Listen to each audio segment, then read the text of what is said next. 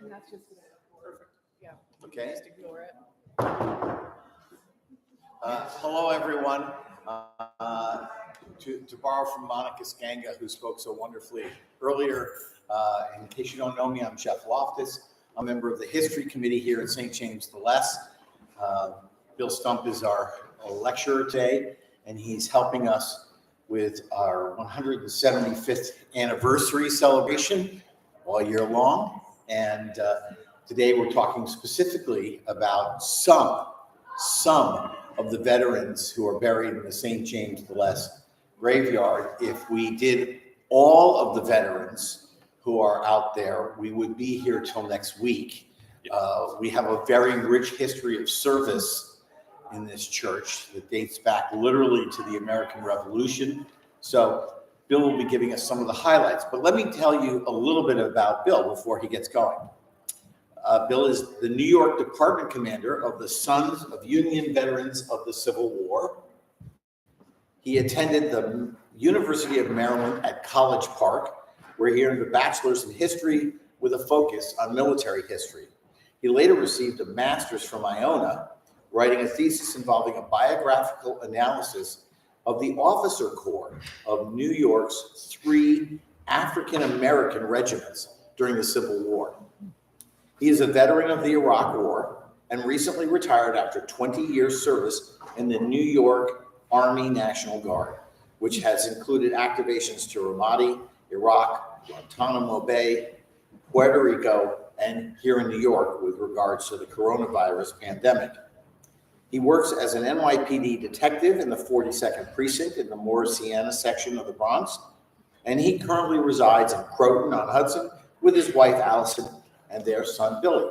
So please welcome Bill Stump. Thank you very much.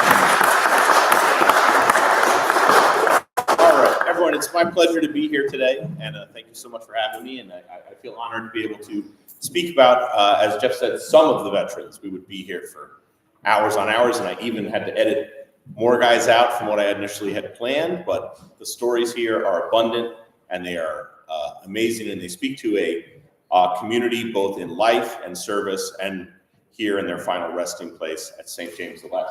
So, yes, I am a member of the Sons of Union Veterans of the Civil War. I head the Department of New York. Just next slide, please. Okay, really quick. Who are the SUVCW? You may have heard of the Grand Army of the Republic. There's many things named after the Grand Army of the Republic. They're America's, some would like to say, first veterans advocacy organization, essentially made up of Union veterans after the Civil War.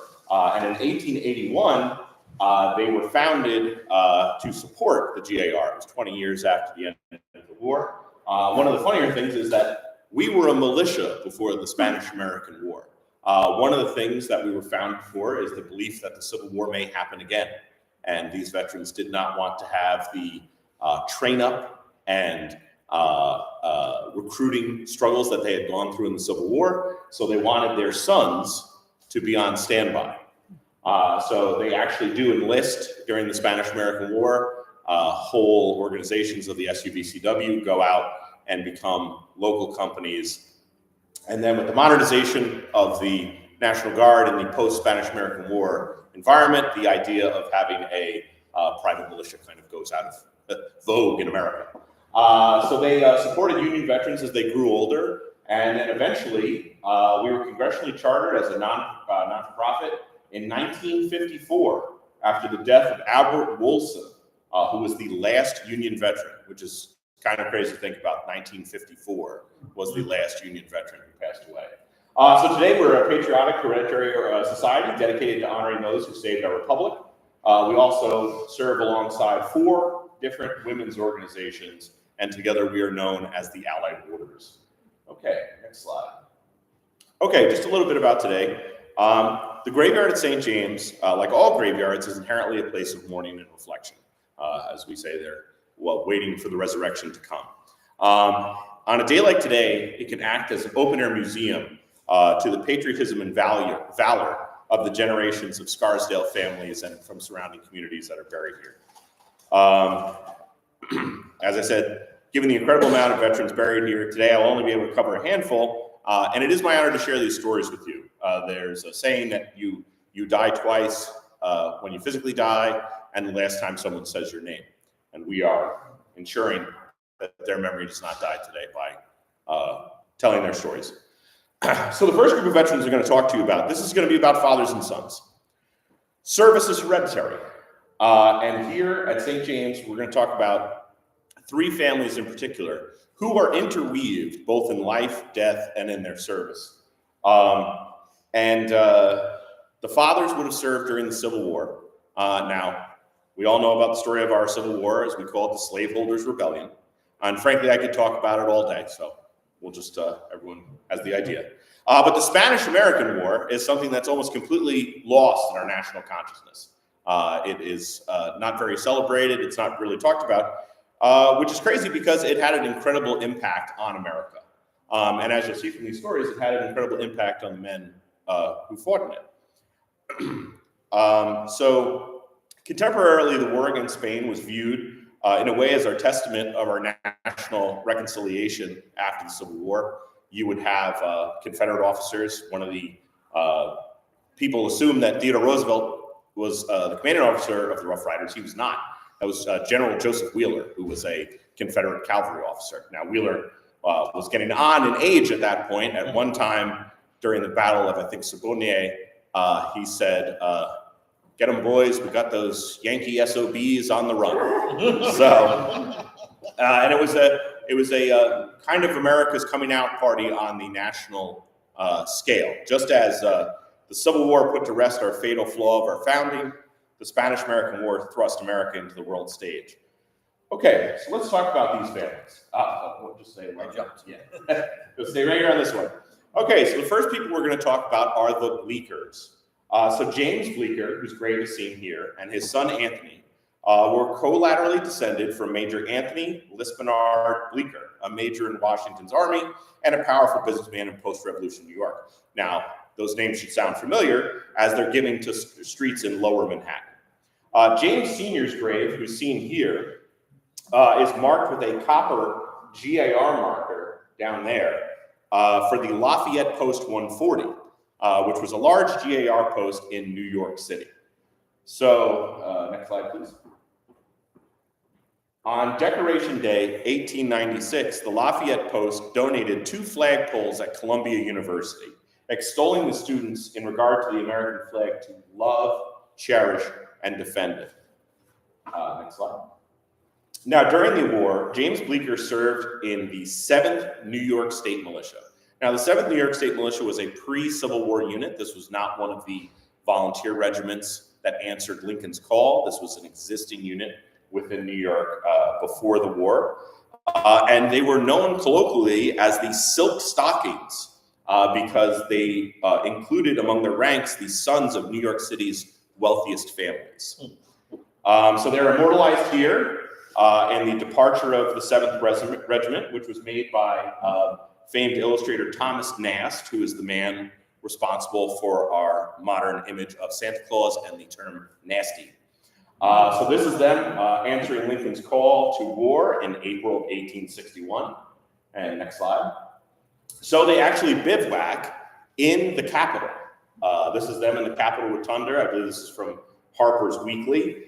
And if you go to the next slide, this is the plaque on the right that marks the 7th New York and their presence within the Capitol. This is it, with soldiers responding to Operation Capitol Defense in the wake of January 6th.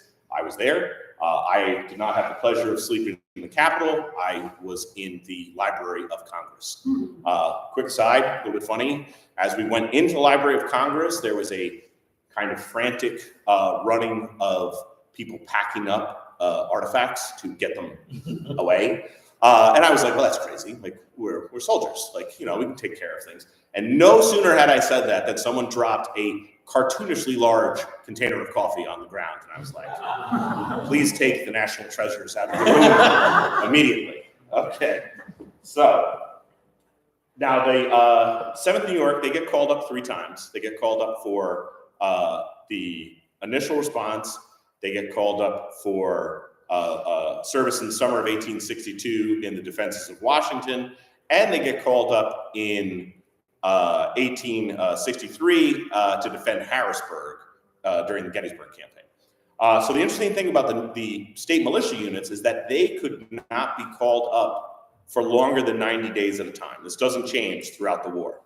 So they can only be called up for 90 days. Now the volunteer regiments would fight for 3 years.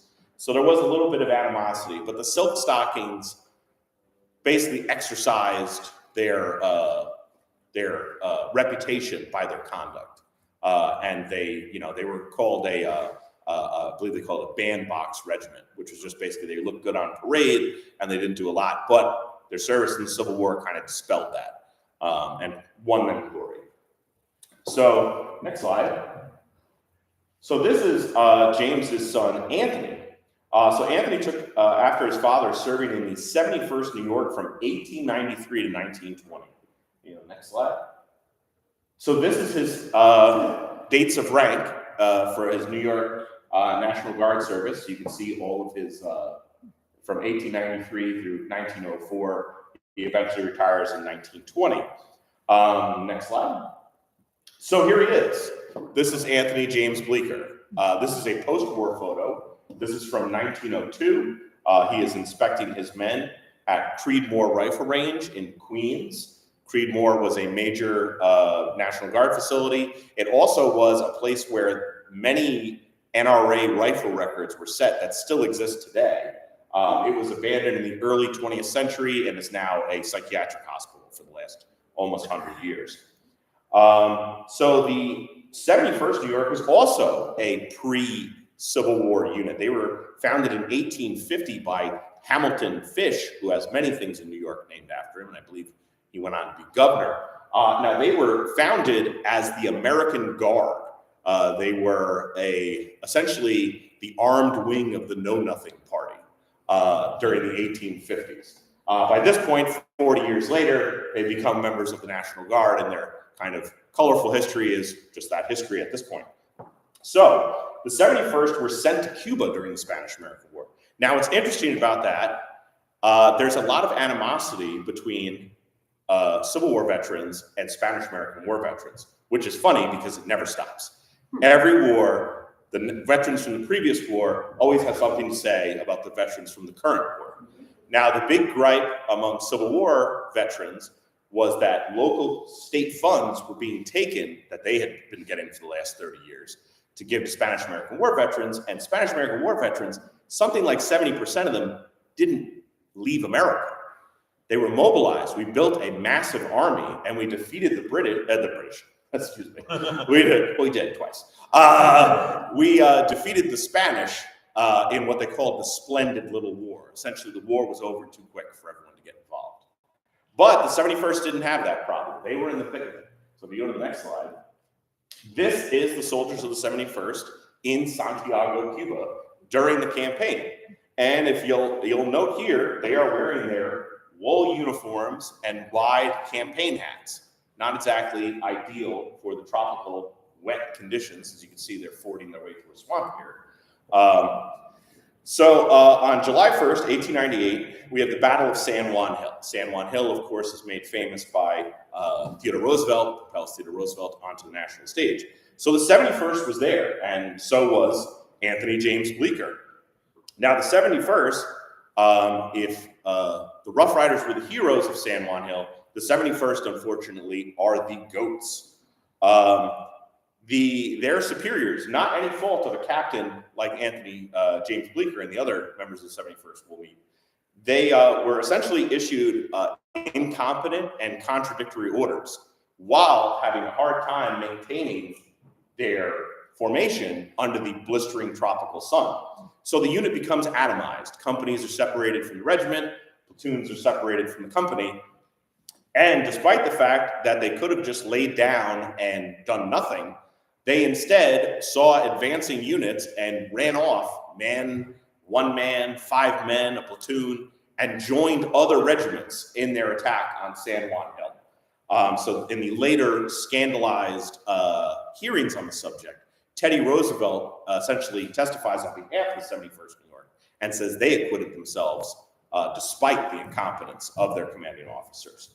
So the thing is, if we go to the next slide, This is the muster record for Anthony James Bleecker. Absent with leave August 24th, 2898. Sick with malarial fever at home August 30th to September 1st, 5th, 98 from exposure in line of duty. So essentially, more than half of the 900 men in the 71st New York would be taken down by tropical disease. And they would have to go to a quarantine camp, which was Camp Wyckoff, which is in Montauk, that is now Camp Wyckoff State Park. They essentially were kept there until these awful tropical diseases made their way through their systems. Now, the sad thing is that most of these men would suffer from these diseases, malaria, yellow fever, dysentery, for the rest of their lives. Next slide. Okay. So now we're going to move on to another family. This is Charles R. Carmer. So as you'll note, Charles Carmer's grave, seen here, is marked with a very unique but sadly broken marker announcing that he was a comrade of the Farnsworth Post 170 of Mount Vernon, New York. He lived in Mount Vernon after the war and was sexton of the Church of the Ascension in that city. During the Civil War, he served with the 71st New York State Militia. So the 71st New York State Militia becomes the same 71st that Anthony James Bleecker serves in. It actually exists until 1993, when the New York Army National Guards in infinite wisdom decides to case the colors of a unit that had existed before the Civil War. But that's neither here nor there. So here we go. So he was a first sergeant, and the 71st during the Civil War was actually called up, unlike the 7th, who went to the Capitol. The 71st, if we go to the next slide, they made it to Bull Run. So Bull Run is kind of crazy. Lincoln calls for volunteers, and militia units from all over the East Coast march on Washington and then march out to Manassas, Virginia. So the Confederates call everything after what town they were from. We weren't from the South. We called them after geological features. It was on Bull Run Creek, so we call it Bull Run, they call it Manassas. So these units show up, they're in a hodgepodge of uniforms. At that time, any militia unit could decide their own uniform. And as the stereotypical thing is, people of Washington actually watched with picnic baskets the first battle of the Civil War, which goes terribly for the North. And we are resoundingly beaten at First Bull Run and have to conduct a frenzied retreat back to Washington. And thanks to the actions of many units, we were actually able to save Washington, D.C. that very day, as the Confederates did have the ability to march on the Capitol. So this is the 71st. I believe this is also from Harper's Weekly, and shows them engaging a unit from Alabama. So Charles Carmer would have been there. Next slide. Okay. So as a member of the Farnsworth Post in Mount Vernon, this is Trinity Church in Mount Vernon, which is a National Historic Site. And this is a bronze plaque dedicated to the Farnsworth Post in 1922, announcing that they had taken part in many decoration days, which later becomes Memorial Day. Next slide. The Farnsworth Post is also very much responsible for Mount Vernon's Civil War Monument, which is in Farnsworth Triangle in front of the Mount Vernon Hospital. So Charles Carmer would have been there for the unveiling of that as well. Next slide. Now we have I would say one of the first tragedies that we're going to talk about today. So Charles's son William desired to serve just as his father, and he enlisted in the 71st, Company E, unlike Anthony James Bleecker, who was commander of Company G, but they almost certainly would have known each other. And he took part in the campaign, and he was struck with yellow fever. And on the way home to New York, he passed away aboard the transport ship USS Missouri at the age of 29. So the next slide. So if you see here, yellow fever aboard transport Missouri at sea. Next slide. So just as there was the Grand Army of the Republic, there also was the United Spanish War Veterans. The United Spanish War Veterans later becomes the VFW. That's the Spanish War Veterans merged with a few other organizations to make the VFW. And the Mount Vernon camp, which was the largest camp in Westchester of Spanish American War Veterans, is named for William R. Carmer. And this is in Kensico Cemetery. They have their own plot in Kensico Cemetery. So as you can see, William's legacy, despite dying so young, lived on, and his comrades marked his life until the end of their lives. All right, next slide. Okay, this is a great photo. So before we discuss this is the Flemings. I would like to thank the Scarsdale Historical Society, who just recently posted this photo. So this is the father, Charles King Fleming. This is many years after the Civil War. And next to him, looking dashing with a pipe and a great mustache, is his son, Charles C. Fleming. And this is them in front of their home, the Fleming Hill House, which is at 4 Rectory Lane and still exists today.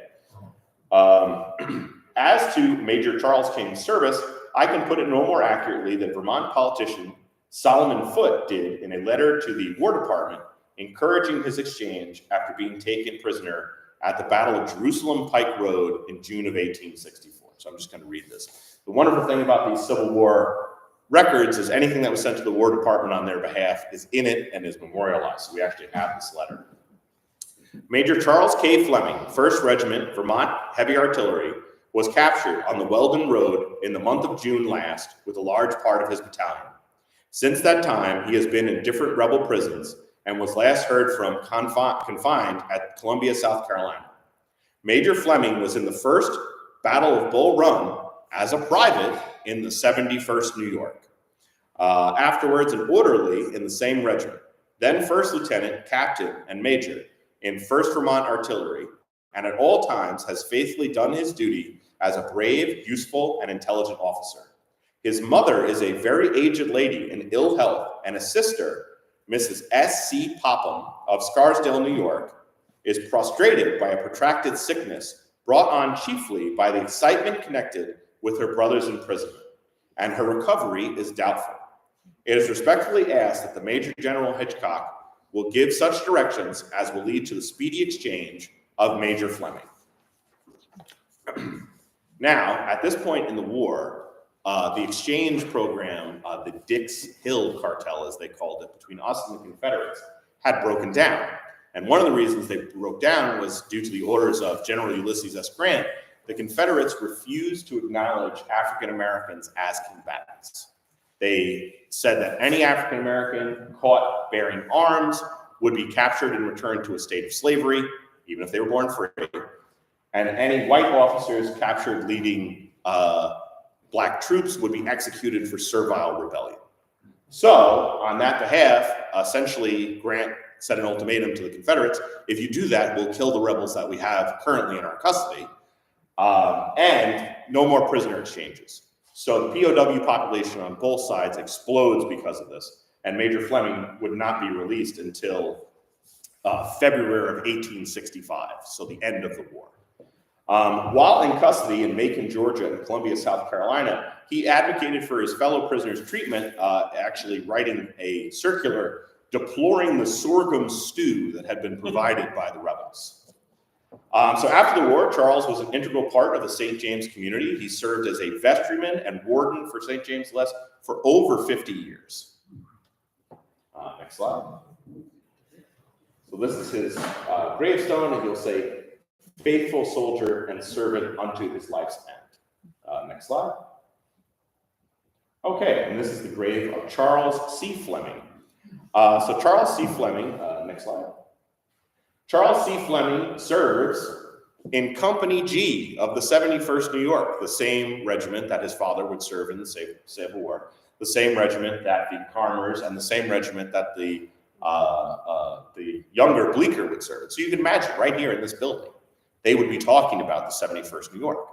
If there were meetings of a 71st New York Veterans Association, I imagine it would occur here.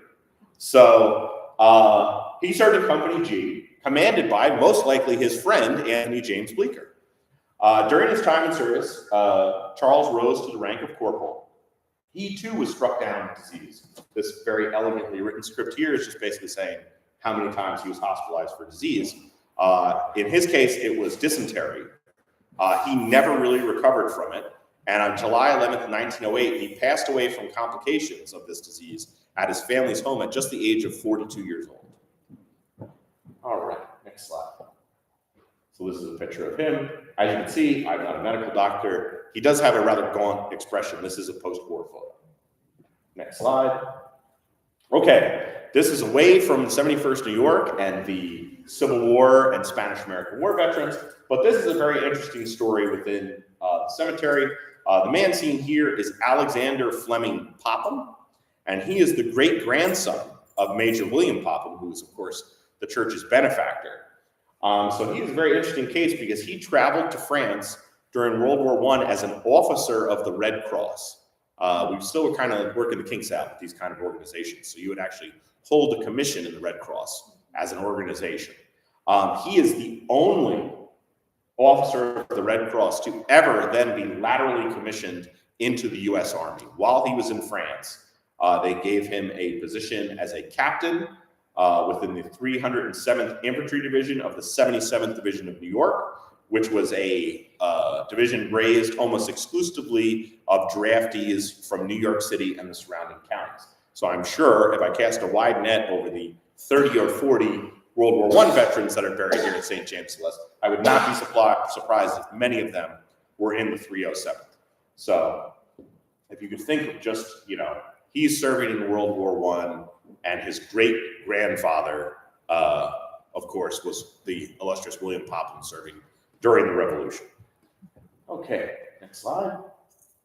All right, so this is just an interesting story. I can't be from a Civil War organization and not talk a little bit more about the Civil War. So it's my pleasure in the past year to secure 3 headstones for unmarked veterans.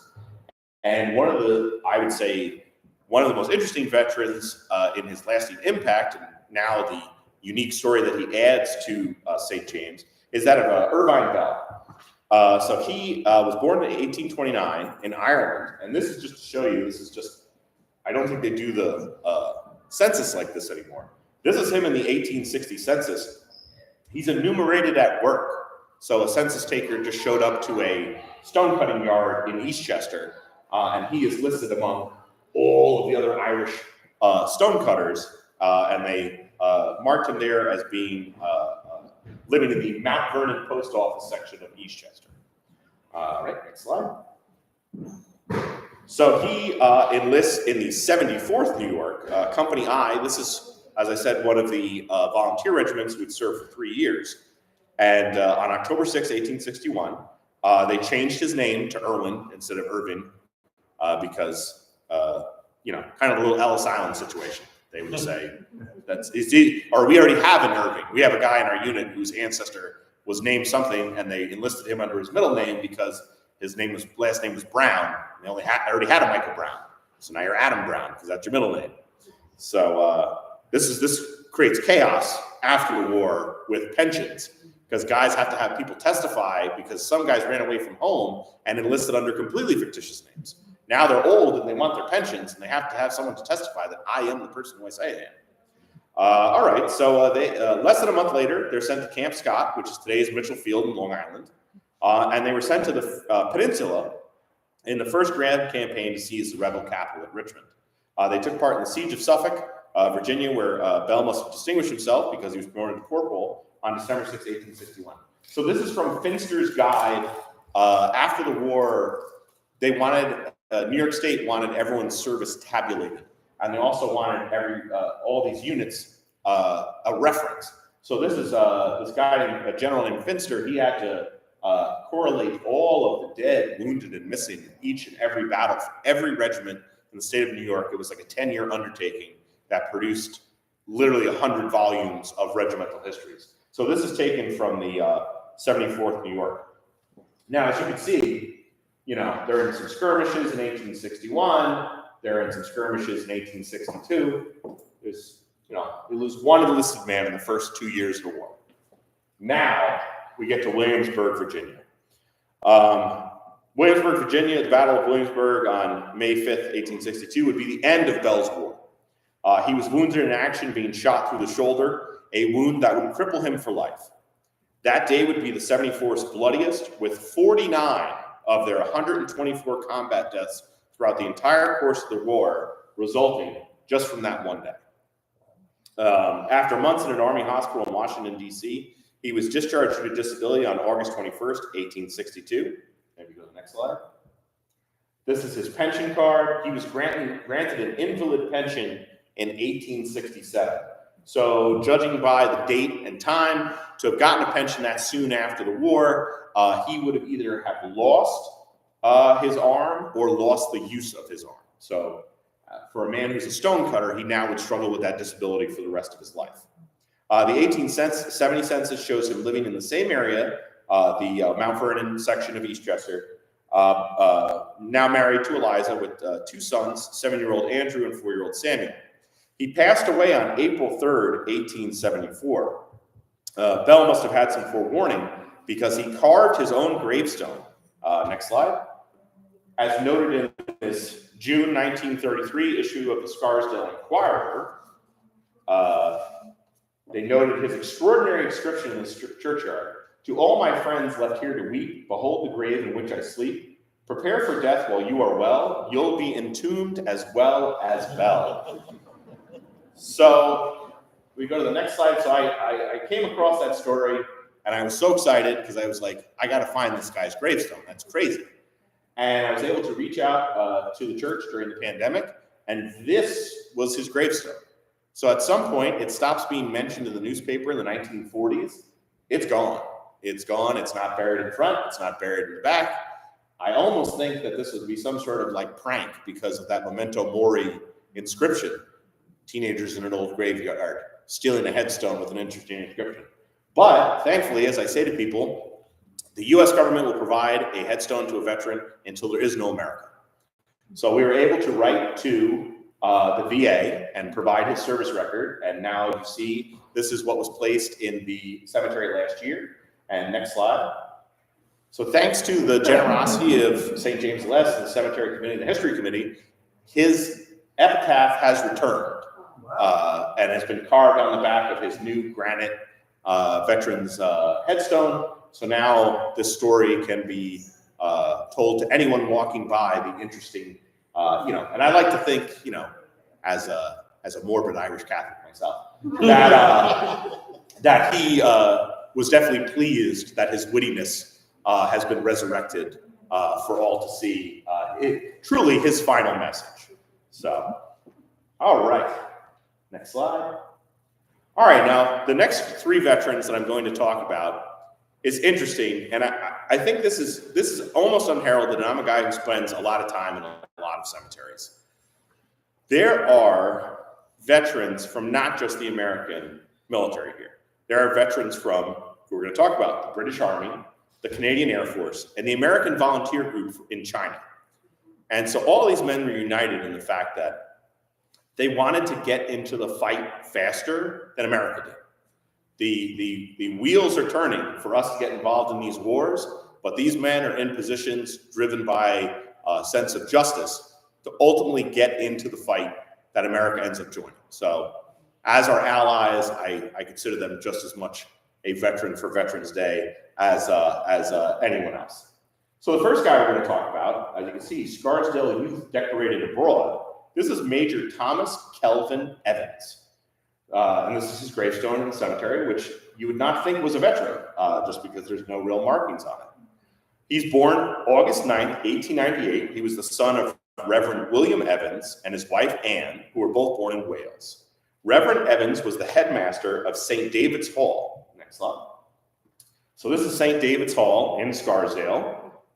It was a boys' dorm, college preparatory school named for the patron saint of Wales.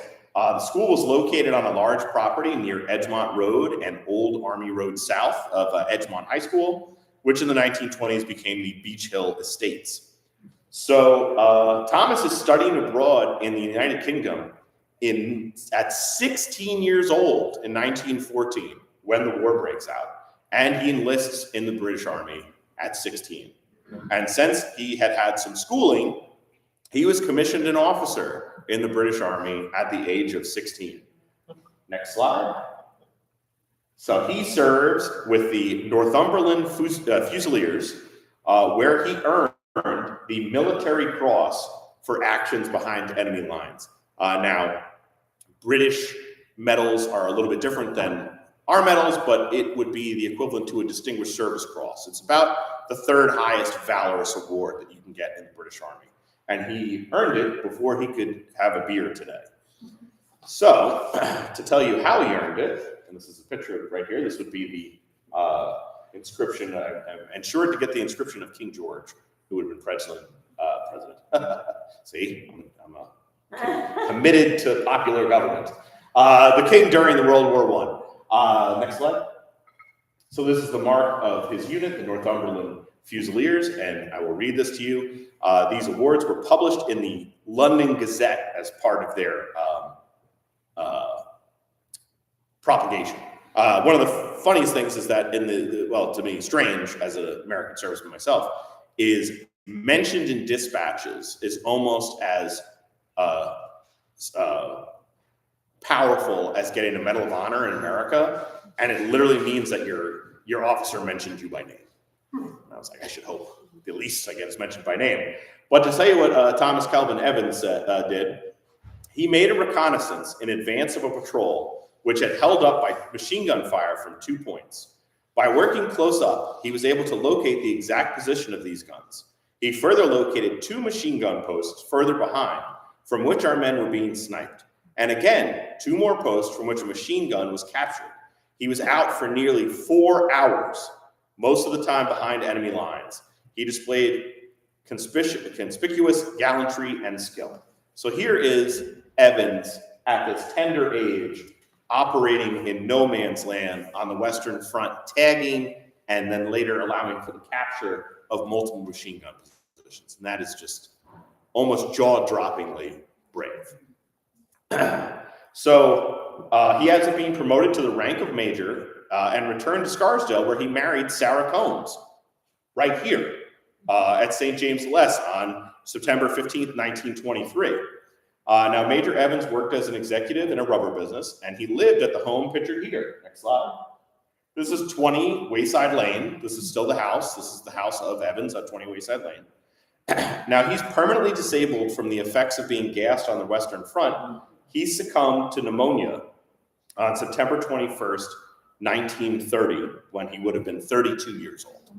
So he is actually one, and this is, I have to keep myself grounded, he's actually one of about 4 men buried in St. James the Less who documented died young from being gassed on the Western Front, which again is a crazy number for a local parish, to have this many men not only serve, but to get into the fight, experience combat firsthand. All right, the next veteran we're going to talk about, next slide. This is Sergeant Henry Clasper Ballinger. He was born January 3rd, 1914, in London, the son of Sidney James Ballinger and Matilda Clasper. Next slide. They lived right here at 76 Hampton Road in Scarsdale. Now, since he was born a British subject and became an American citizen, he wanted to defend Great Britain before the U.S. involvement in the war. So he enlisted in the Canadian Air Force, thanks in part to a recommendation letter written by Reverend James Price of St. James the Less. And I will now read to you, the next slide. I will now read to you the recommendation letter written on St. James the Less Stationery on July 3rd, 1941, to the Royal Canadian Air Force. Gentlemen, Mr. Henry Clasper Ballinger of 76 Hampton Road, Scarsdale, New York, has asked me to write a letter of recommendation for him in connection with his application for admission to the Royal Canadian Air Force. Mr. Ballinger has lived in Scarsdale for more than 12 years and has been actively associated with this parish during that time. He attended the church school here, was confirmed here, and throughout his youth and young manhood has been particularly helpful in undertaking every duty he has been called upon to perform. In several instances, this has brought him into association with men much older than himself, and he has always proved to be entirely at ease with them. His judgment and discretion are very mature, and throughout the parish and community, he is well liked and respected by people of all ages. Mr. Ballinger has the very happy faculty of accepting authority and at the same time being a natural leader. He can be relied upon to do what he has agreed to do and to exercise tact and discretion in the carrying out of a plan or program. I am not entirely familiar with his academic standing as a student, but it is my impression that his scholastic record at the high school was not of the best if judged by conventional standards. It was always my feeling, which has since been consistently confirmed, that this was because he was far more mature intellectually than most of the students, and that the work at the high school simply did not challenge a boy of his ability. In the past 10 years, I have written a score of letters of recommendation and can recall only 2 other instances where I could make so unqualified a recommendation. I am certain that Mr. Ballinger will prove a worthy and valuable member of the Royal Canadian Air Force, and it is my earnest hope that his application be given consideration. Sincerely yours, James Harry Price. All right, next slide. All right. Now, unfortunately, this will be a tale of 2 letters. December 12th, 1942. Sir, it is my deep regret that I must confirm the information which has already been received from Air Force Headquarters, Ottawa, stating that your son, Sergeant Henry Clasper Ballinger, is missing on active service. The Wellington aircraft, on which your son was an air gunner, took off on a non-operational training flight on the 27th of November, 1942, and crashed at 2 a.m. in Spey Bay, Scotland. An extensive search was made, but no trace of your son could be found. The cause of this crash has not yet been ascertained. Please accept my deep sympathy with you and your great anxiety.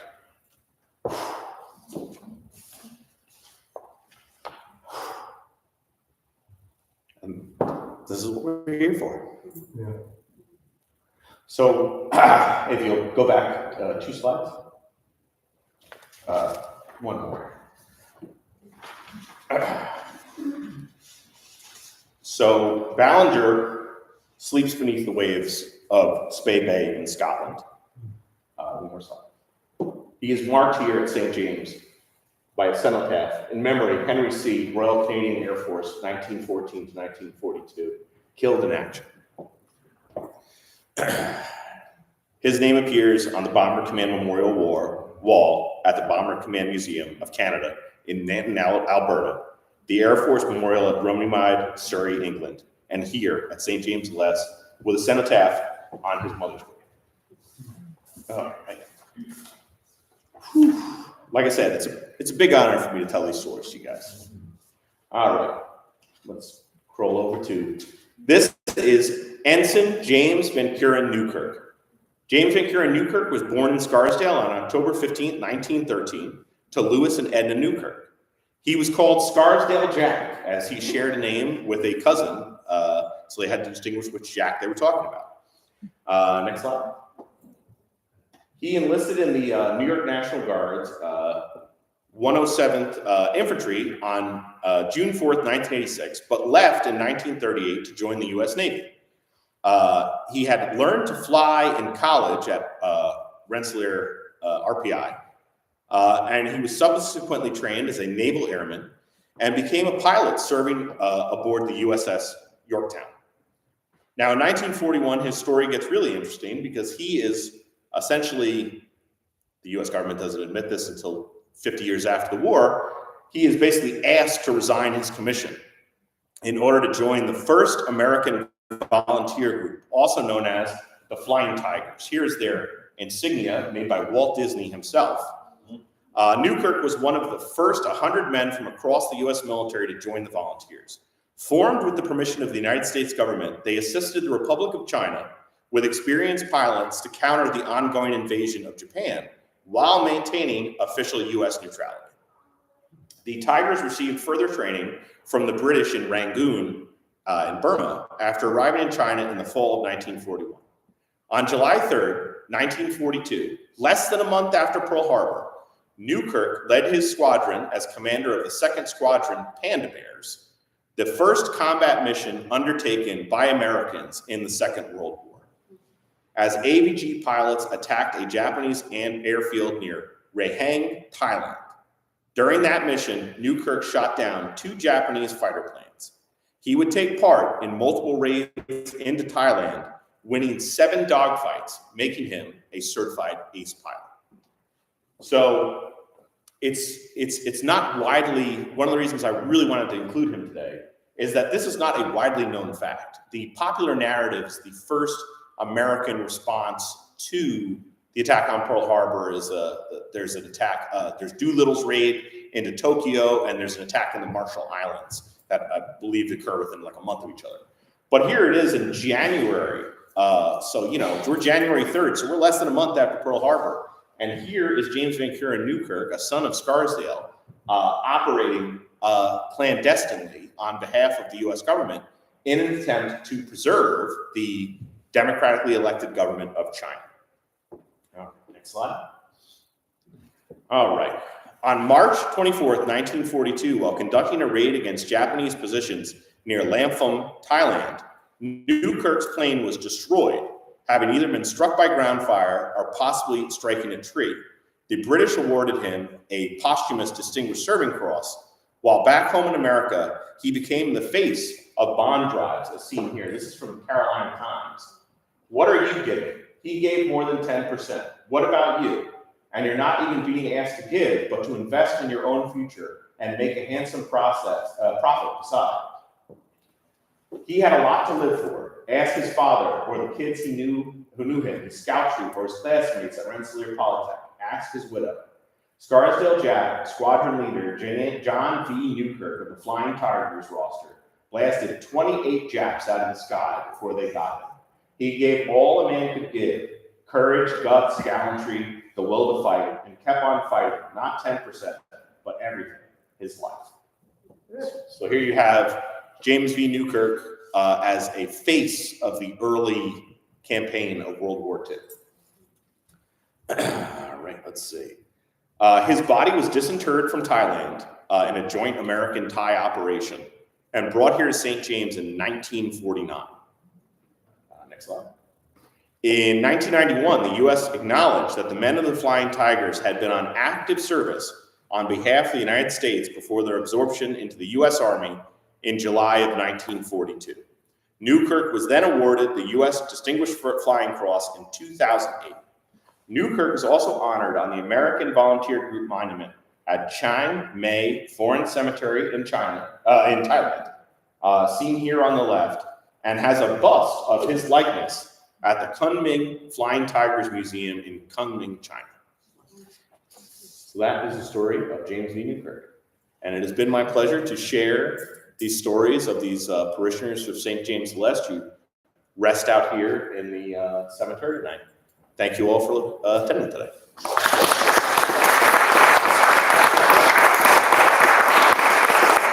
I just would say I have my business cards over there on the piano. I put a flyer underneath the card, so I don't want to have people writing on the piano. But if you would like to be added to our donor list for the Department of New York, we'd love to have your name and address. Also, if any of you from these august and ancient families of Scarsdale would like to join the organization, we are actually looking to start a chapter on the east side of the Hudson for Westchester, Putnam, and Dutchess. That is our plan for the coming year. So if you're interested, please take a card and let me know. Thank you.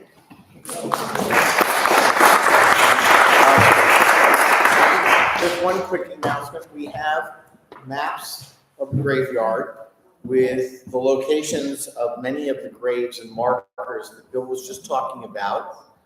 They're not exact, but they're close. And if you go out this door and work your way along with the map, you can visit many of these graves that Bill was talking about. So please help yourself. I want to thank Bill. It's just such a treat to have you back. And Thank you. We'll hopefully see you again as well. Such a welcome. And I want to thank Jeff too, because he, as the history committee representative, organized all of this, got Bill all set up. It was wonderful to come and just see it all taken care of. Thank you, Jeff.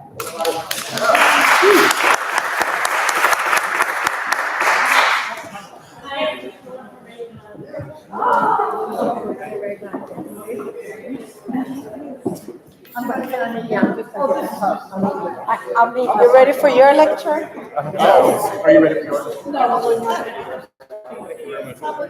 That's really interesting. Thank you. Thank you. At least we can see the names. Thank you very much.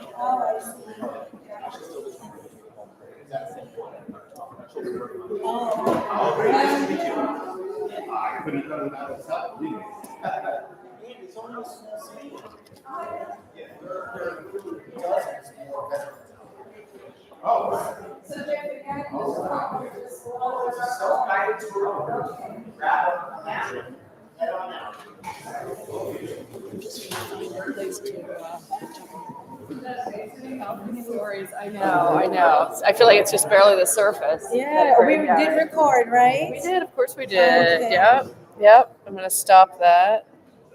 Yeah. We're almost finished. People watch these. Oh, I'm finding. we I haven't put up, ended. there we go. The authors have been posted?